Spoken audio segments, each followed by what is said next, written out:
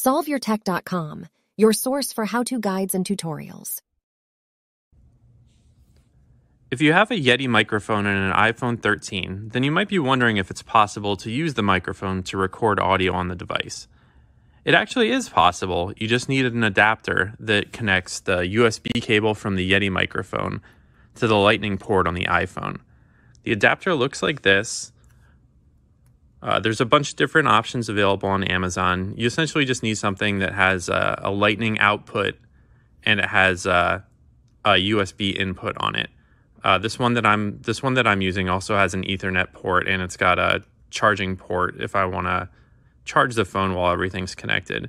But the only thing that's really important here is the USB port. So once you've got all three of these items together, then I'm going to show you how to connect them so that you can use your Yeti microphone to get some audio on your iPhone.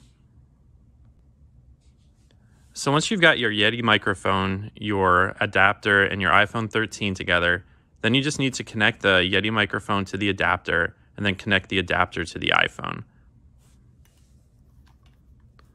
So we'll just plug in this USB cable into the port on the adapter.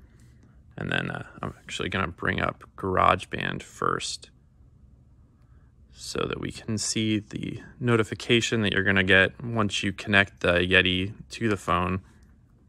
There's going to be a little pop-up here to tell us that a microphone's connected. This doesn't happen in every app, which is why I'm using GarageBand specifically. But as you can see here, we've got a notification that says audio device connected. You've plugged in a guitar or a microphone. If you want to hear yourself while you're playing or talking, just tap on turn on monitoring. If it's a microphone, then you're going to want to wear headphones to avoid feedback. So I'm going to turn on monitoring. And you're all set to use the microphone with your iPhone 13. One other thing to note is that you don't need any kind of external power for this.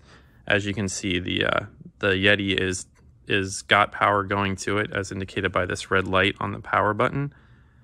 So everything is all set and you're ready to start recording. Make sure to like this video and subscribe to our channel to see more tech guides like this one. For additional information on this topic and to read the entire article, click the link in the description to visit SolveYourTech.com.